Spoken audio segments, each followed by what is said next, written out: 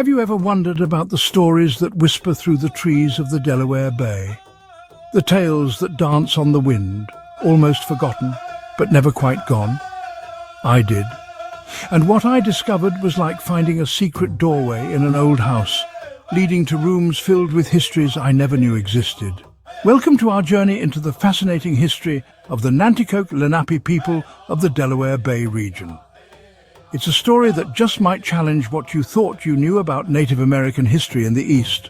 You see, I used to believe what many of us were taught, that Native Americans in the eastern United States simply disappeared, vanished into the mist of history like characters in a half-remembered dream. But that's not the whole story. Not even close. Today we're diving into a treasure chest of historical records. Books, articles, tribal websites, piecing together an overlooked history that's been hiding in plain sight all along. It's about the challenges faced by these communities, yes, but more importantly, I believe it's about their triumphs. Our story centers on three modern tribal communities: the Nanticoke Lenape tribal nation in New Jersey, the Lenape Indian tribe of Delaware, and the Nanticoke Indian tribe of Delaware, each with an elected chief and council, each carrying forward an incredible legacy. What's truly magical is how these three tribes are intertwined, like roots of ancient trees growing together underground. Over generations they've intermarried, creating this beautiful complex web of kinship. Two of these tribes, the Lenape Indian tribe of Delaware and the Nanticoke Lenape tribal nation of New Jersey, even form the Confederation of Sovereign Nanticoke Lenape tribes. Imagine that, a testament to their commitment to preserving their culture and governing themselves. But here's where our story takes a turn, and where we must challenge the narrative of disappearance. You see, it wasn't as simple as they all moved west. The Nanticoke and Lenape adapted. They stayed, they persisted, despite enormous pressure to do otherwise. Throughout my research, I kept stumbling upon this curious term, Moors. Applied to these Native American communities, it raised so many questions. Where did it come from? What did it mean? Some legends speak of dark-skinned Spanish Moors arriving long ago on the Delmarva Peninsula, intermarrying with local Native Americans. Others tell of shipwrecked Spanish, French or Moorish pirates finding refuge with the Nanticoke. Just imagine, pirates and indigenous peoples creating new communities together. I think that's fascinating.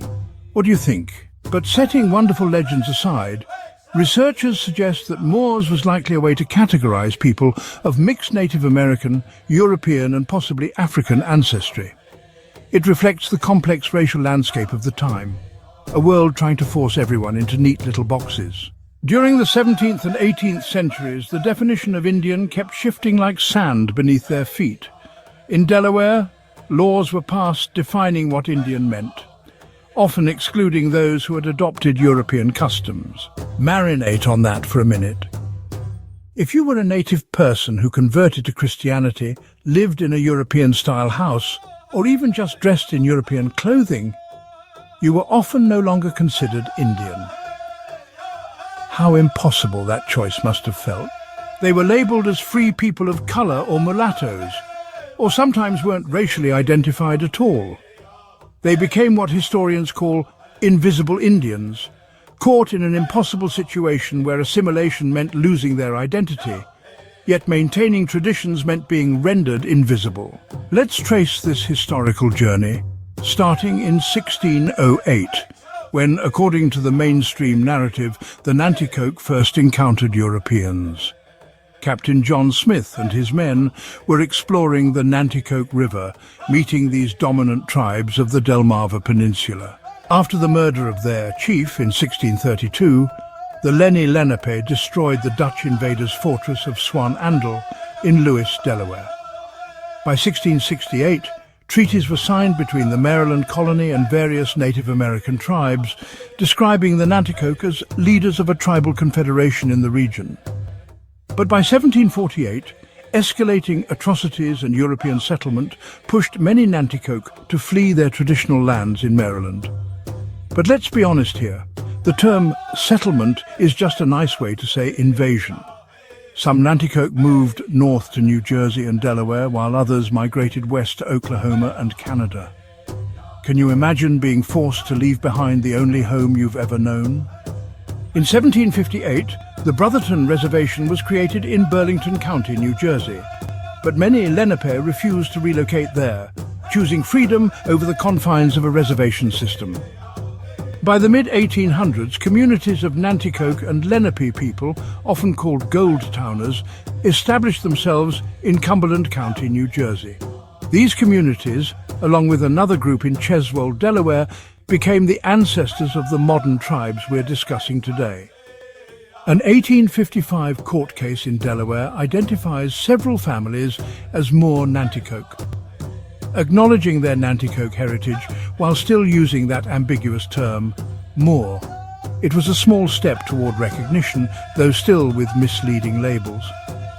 As racial segregation became rampant in the late 19th and early 20th centuries, schools were built specifically for Moor children.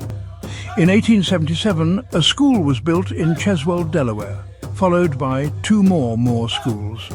While born of discriminatory policies, these schools unintentionally became spaces where their culture could be preserved, like secret gardens where traditions could flourish. In 1881, the Delaware legislature passed a law exempting certain residents from a school tax because of their special racial designation, listing representatives of the Indian River community. This subtle acknowledgement of their Nanticoke heritage laid groundwork for future progress. By 1892, the Philadelphia Times published an article titled Kent County Moors, featuring an interview with John Sanders of the Cheswold community. In it, Sanders declares that the term Moors was misleading and that his people identified as Indians, specifically belonging to a branch of the Lenape Nation. Imagine the courage that took. Academics began investigating too. In 1899, William H. Babcock published an article in the American Anthropologist identifying the Cheswold and Millsboro Indian communities and mentioning a connected group in southern New Jersey. Finally, in 1903, the Delaware legislature passed a law that officially identified those listed in the 1881 School Tax Exemption Act and their descendants as Nanticoke Indians.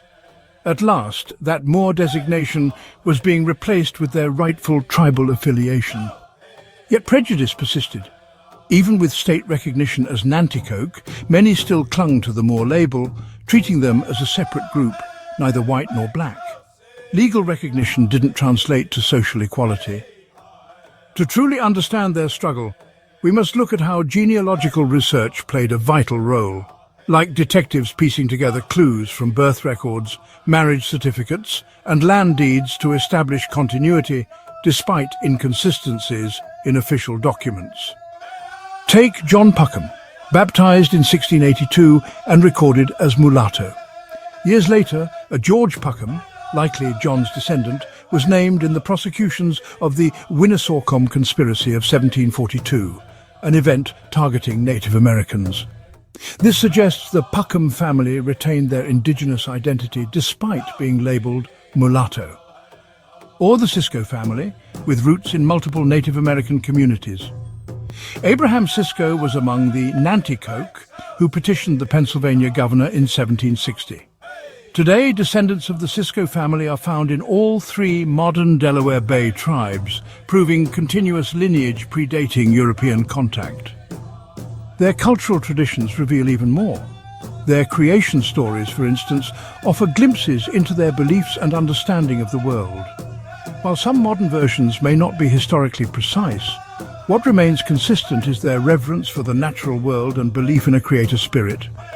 One of the earliest recorded Lenape creation stories tells how the world formed from a giant turtle's back. A muskrat dives to the bottom of primordial waters, brings back mud placed on the turtle's back, and the mud expands to create the land we live on. Isn't that beautiful? The world resting on a turtle's back, a reminder that even the smallest creatures can play vital roles. Stories of human creation vary too. In some, a tree grows in the center of newly formed land, sprouting a man and woman. Others describe a pregnant woman cast from the heavens, giving birth to twins who populate the earth. and some tell of 7 Indians mysteriously appearing on the sea coast with no memory of their origins. These stories, passed down orally for generations, serve as links to ancestors and reminders of their unique place in the world. While variations exist, their cultural significance for today's Nanticoke and Lenape people remains profound. Imagine living in a society where your identity is constantly questioned or denied. Beyond labels, they face discrimination in education, employment and housing, denied basic rights because of their heritage. And it wasn't just personal prejudice. Laws and policies were designed to limit their rights and force them to conform. How did they adapt? Strong community ties were crucial. They formed close-knit groups in rural areas where they could practice traditions with less interference. Communities like Goldtown in New Jersey and Cheswold in Delaware became safe havens where they supported each other and passed down cultural heritage. Preservation happened through everyday practices too. The foods they ate, crafts they made, songs they sang. These acts became ways of preserving heritage, subtle forms of resistance against pressure to conform, yet they weren't isolated from the outside world. They adapted, selectively adopting certain European customs while holding on to core values and beliefs. Even the term Moors, initially used to obscure their Native American identity, evolved to become a marker of their unique triracial heritage. They embraced it as a symbol of their distinct identity, acknowledging their mixed ancestry. Today's tribal communities recognize contributions of both Native American and European ancestors, embracing the complexities of their past. Consider William Cambridge, a Native American who patented part of the Asquibena Kansan Indian town in 1748, during a time when many were being displaced. He secured legal title to his ancestral home, using the legal system to protect his community's land rights. Or the Coursey family, tracing ancestry to Tom Coursey, a historic Nanticoke chief. Their presence in both Delaware and New Jersey highlights those intertribal connections I mentioned earlier. Even military records offer glimpses. Daniel and Nathan Norwood enlisted in a Delaware military company in 1758. Nathan was described as brown, while Daniel was specifically identified as a brown Indian. Their comrade, James Westcote, was listed as brown, but his occupation recorded as Indian. Curious details that make you wonder about their stories. Today, these communities are thriving, actively preserving culture, language and traditions. They're establishing cultural centers, museums and language programs to teach younger generations. They're incorporating heritage into contemporary art, music and fashion, making their culture relevant in the modern world. A critical part of this revitalization is their fight for recognition. Federal recognition would grant greater autonomy and resources, offering sovereign rights and support for cultural and economic development. But the current, increasingly and overtly white power Trump administration is unlikely to do anything to benefit minorities in any way. So challenges persist. They battle historical erasure and misrepresentation, with many still unaware of their existence or holding outdated stereotypes. Limited access to resources means relying heavily on their own fundraising efforts, balancing cultural preservation with economic sustainability. Yet they're making remarkable progress. They're forming partnerships with universities and museums to document their history, taking control of their narrative. They're embracing technology to share their culture with wider audiences, fostering understanding and challenging stereotypes. What can we learn from the Nanticoke and Lenape people? Their story highlights the power of resilience, never giving up on identity or self-determination despite incredible adversity. Their adaptability inspires, navigating complex worlds while holding on to traditions and values. And they remind us of the importance of community, understanding that unity is essential for survival.